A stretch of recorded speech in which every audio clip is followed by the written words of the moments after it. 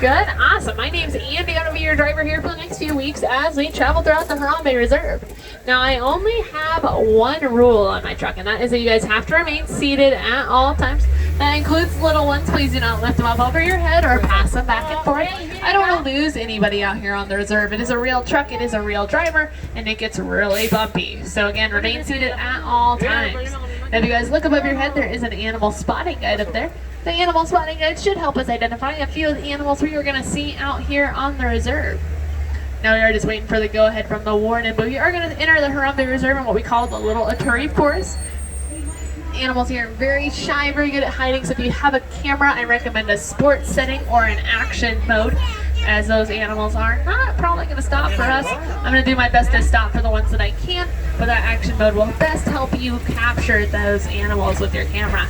Now, if you guys drop something, please let me know. We will do our best to get it back for you, but we cannot guarantee that it will be in the same condition that you dropped it in. And please try not to retrieve that item yourself. I'll call the warden and he'll get it for us. Now, as we come on into the Harambe Reserve, keep your eyes peeled. Like I said, these guys are really good at hiding. Over on the right, along that right rock wall, that is an okapi. So good at hiding, they weren't discovered by the Western world until 1901. So just over 100 years ago, we had no idea that the okapi existed. Now, even though they are rocking those zebra party pants, they are not related to the zebra at all. They're actually the only living relative of the giraffe. So the okapis have a lot of similarities to the giraffe, including what we call a prehensile tongue. And prehensile tongue means they're able to grab things with their tongue, which helps giraffes and okapis browse for food that's way over their head. Now, up on the right, that big black and white bird is a saddle-billed stork. They don't have any vocal cords, so they communicate by clapping their beak at each other. And you can tell males and females apart by their eye color. Males have dark brown eyes, and females have bright yellow eyes. Now, over on the left, great view of a black rhino. Black rhinos are super endangered, poached for their horn. A lot of people believe their horn can be used as a medicine. That's not true. Their horn is made out of keratin, which is the same thing your hair and fingernails are made out of. So it'd be like eating your hair and hoping it'll work as a medicine. It's not going to do anything for you, but the more people we can teach that, the safer those animals are going to be. As we come around the corner, up on the left, there's some smaller antelope. They're orange. These are bongo. Now, bongo are so good at hiding, they're known as the ghosts of the forest. And they've got those thin white stripes down both their sides, which help them blend in with tall grass. Now, their back and the mohawk along their back is also meant to look like the tops of grass.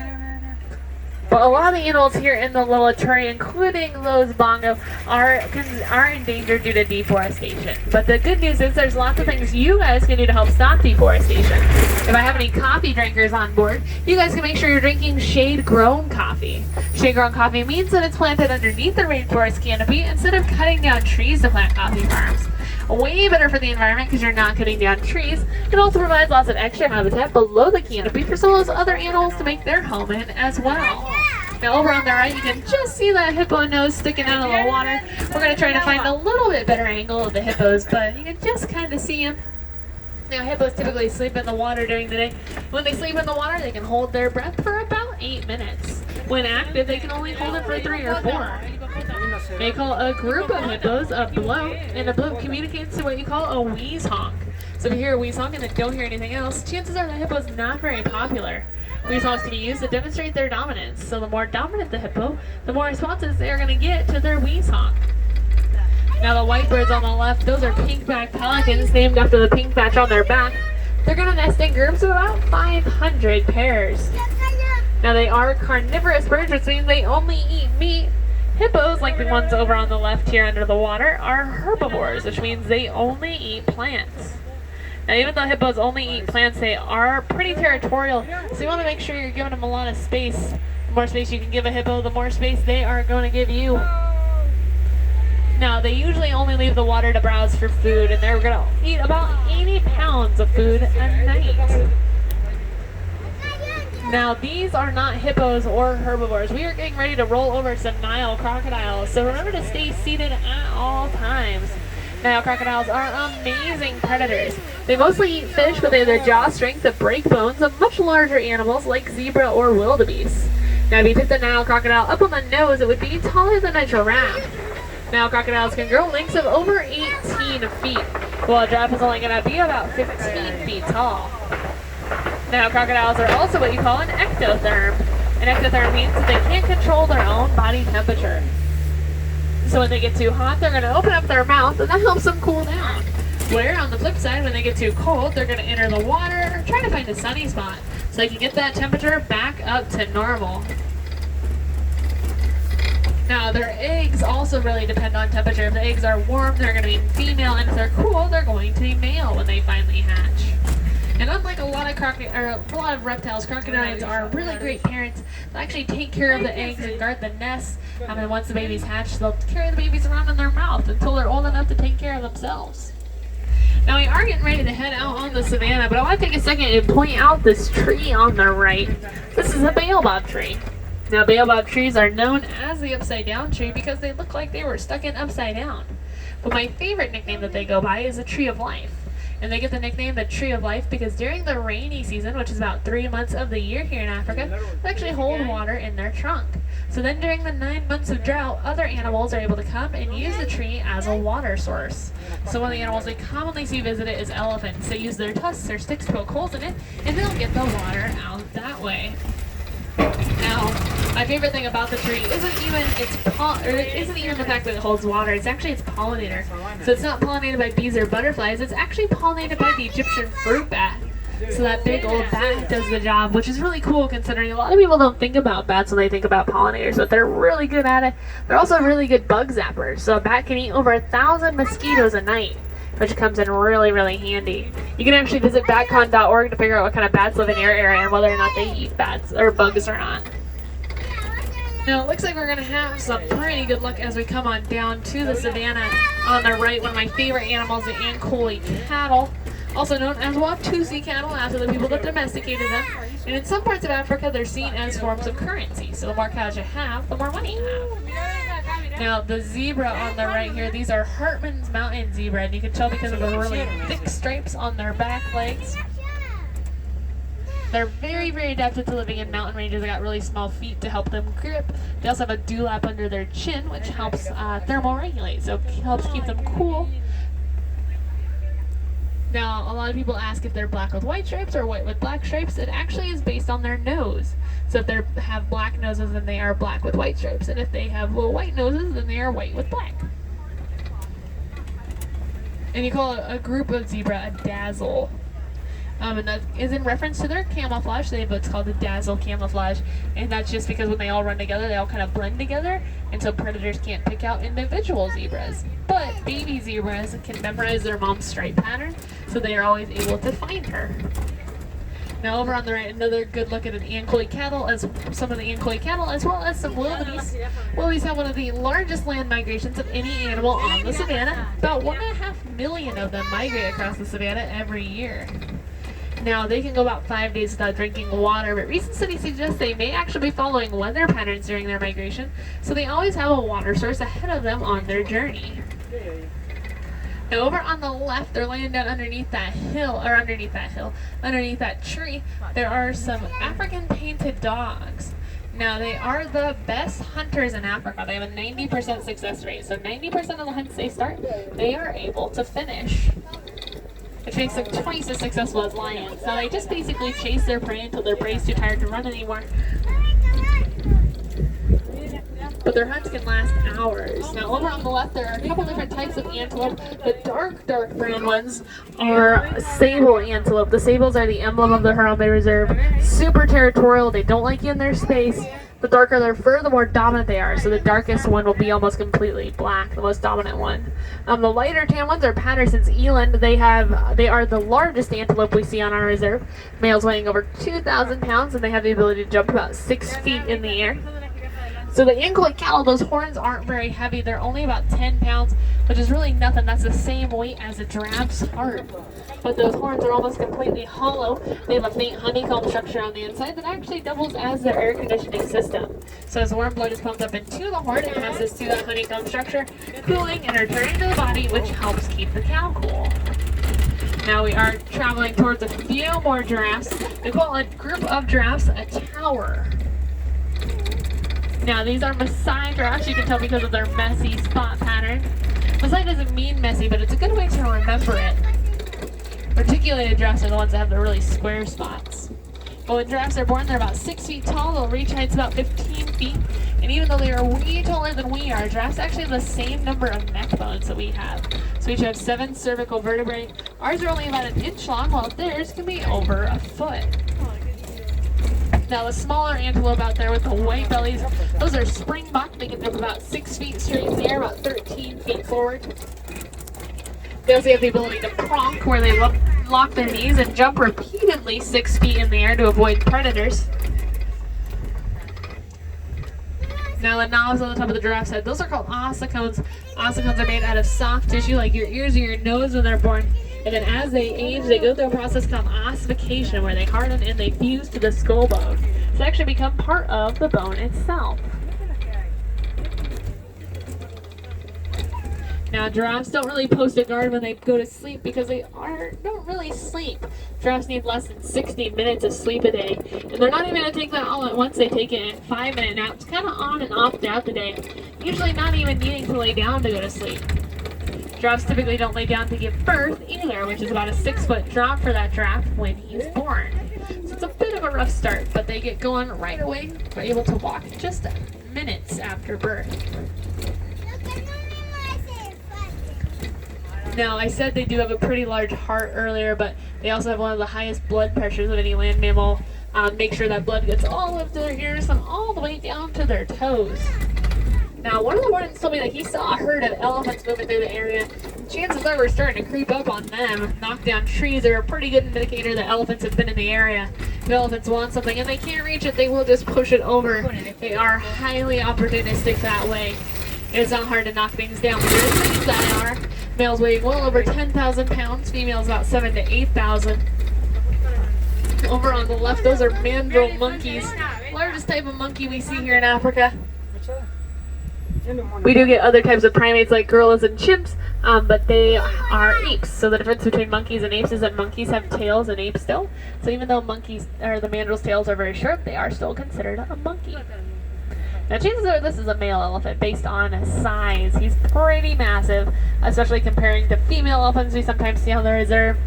He's also by himself, and that tells me he's a male because elephants typically live in large social groups that are female-led, and the females kick the males out once the males hit maturity. So the males are going to live alone. Sometimes they'll live in small temporary groups called a bachelor herd, but those are usually don't last very long. They're usually just made up of younger males that have been kicked out of the same herd at the same time, and then once they feel comfortable living on their own, they're going to head out to be by themselves.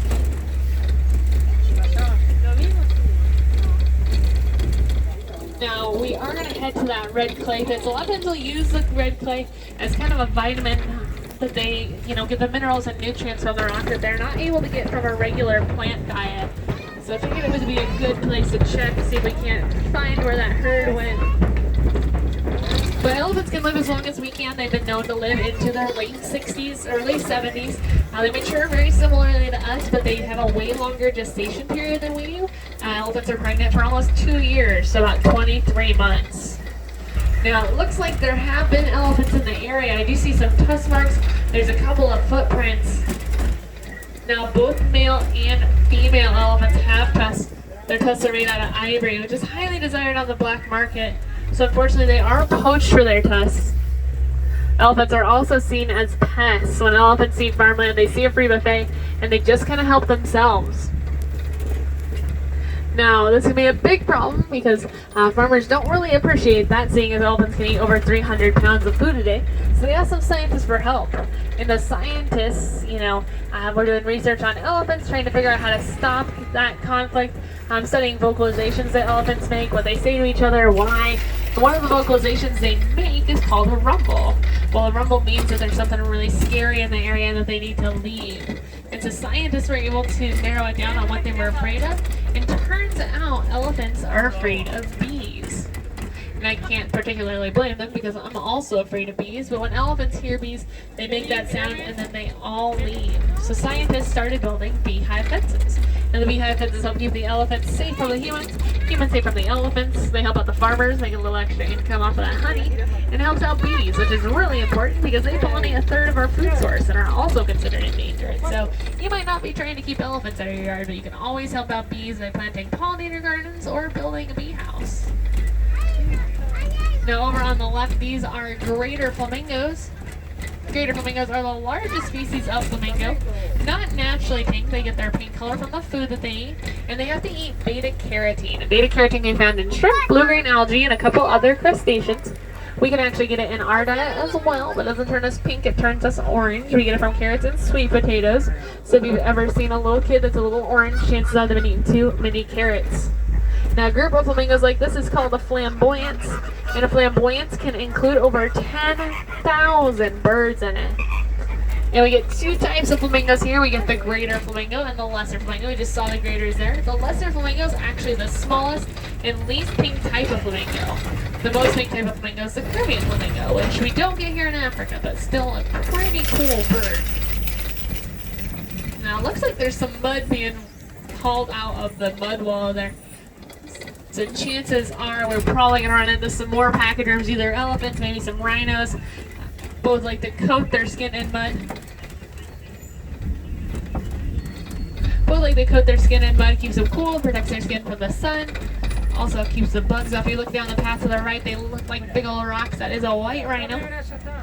Now white rhinos are also poached for their horn, but they're a little bigger than the black rhino. They're about 6,000 pounds. Black rhinos are only about 3,000, but they're actually the same color. So they get their name from the Afrikaans word "weit," which means wide, not white, and refers to that really wide square head that they have. So white rhinos have big wide square heads, while black rhinos tend to have a little more narrow and triangular mouth.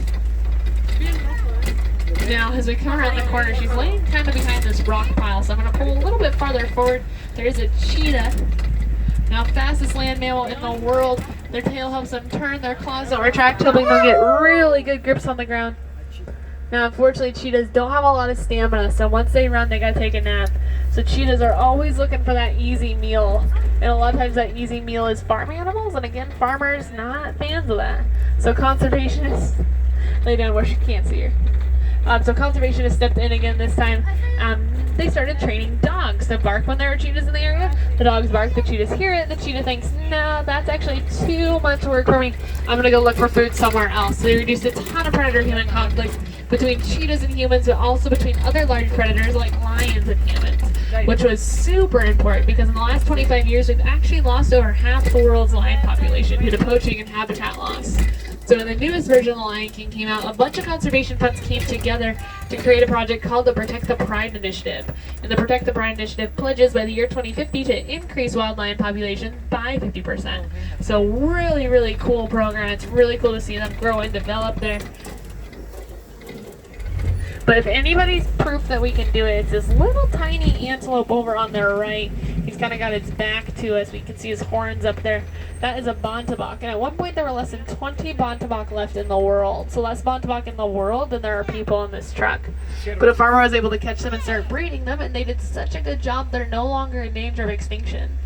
Now, bonteboks were nearly hunted to extinction because during certain times of the year their hair turns purple, which is kind of weird, but also highly desired on the black market. So due to anti-poaching laws and that breeding program, they are making a really good recovery. On the left, great view of some lions. There is a lioness clear at the tippy top, so I'm going to pull a little further forward to see her better.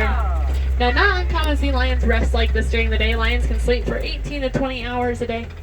More active at night, their eyesight is about 6 times better than ours in the dark. Now, my all-time favorite thing about lions, though, is that they can't purr. So a good rule of thumb is cats that can purr can't roar, and cats that can roar can't purr. So a cheetah is the biggest cat that can purr, while lions' roars can be heard over 5 miles away. Now, over on the left, these are warhogs, largest burrowing mammal in Africa. They'll actually back into their hole so their tusks face outward, preventing any predator from sneaking up on them. Now those big tusks though are actually for moving dirt and digging, while the smaller side tusks are the ones they use for defense. Now coming up ahead of us, it's on the left right now. I think she's going to go in the bush there, but there is an ostrich up there. Ostriches are the largest bird in the world. Can't fly, but they can run about 45 miles an hour. Their tail helps, or they'll stick their wings out when they run, help them turn a little bit. You can tell it's a female by the color of her feathers, a little gray.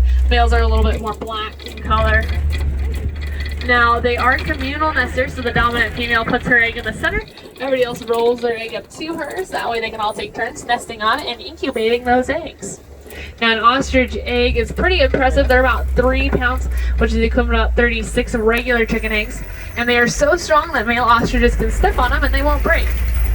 And a male ostrich can weigh well over 300 pounds. As we come off the savannah into Mangati Glen, our luck is going to hold out.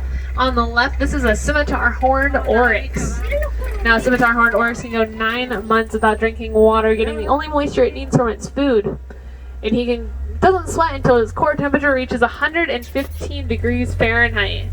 Now, unfortunately, they are considered extinct in the wild. So they do exist on reserves like this one and in zoos. Unfortunately, some zoos have been able to start breeding programs for them, but they are making a pretty slow comeback. So hopefully they'll be able to restore that population. But he's got a long way to go. Now, I think he's a great example of why we do what we do and why conservation is important. Conservation is something that is very near and dear to my heart, and I hope it's something that is very near and dear to yours as well. So I think Walt Disney said it best when he said that conservation is not a matter that concerns a few of us, it's a matter that concerns us all. And so the Disney Conservation Fund hopes that by reversing the decline of species, we can increase the time people spend outdoors. And it's for over 10 different species on the reverse decline list, including coral reefs, sharks and rays, sea turtles, great apes, elephants, big cats, rhinos, you name it, they've got it. Now, one of my favorite projects that they work with is called GRACE. It's Gorilla Rehab and Conservation Education. Works with the rehabbing gorillas and in poach for the pet trait, while educating communities that live in and around the area on how to live more sustainably with gorillas and how to live more sustainably with their forests. Now, if you guys want to help out gorillas where you live, you can make sure you recycle cell phones, electronics have a metal in it called coltan. And coltan is mined from many of the habitats where gorillas live, causing a lot of deforestation and a lot of habitat loss. So by recycling those items, you're really helping them out. You can also recycle paper, plastic, cans, glass, cardboard, and aluminum. An aluminum can be recycled 100% every single time. So each time you recycle it, not a single piece is going to be wasted. Now, if I've got any wilderness explorers on board, you guys have been on the Simba 1. This has been the Simba 1, SIMBA 1. Selfie. Now, if you're not yet a wilderness explorer and you'd like to be, you can visit any explorer stand at the park. You'll earn your free Wilderness Explorer handbook in your first batch. The closest one is going to be on Gorilla Falls Exploration Trail.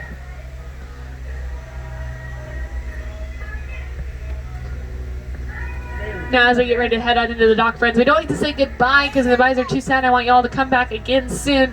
So instead, we're going to say Kwaherini, and Kwaherini means go well. Because I hope you go well, I hope you go wild, and I hope you go make a big difference out there. Now again, Asante Sana, my friends, thanks so much for coming with me. Again, my name's Andy, it's been a pleasure, and thanks for choosing Kilimanjaro Safaris, because when it comes to safaris, we go wild.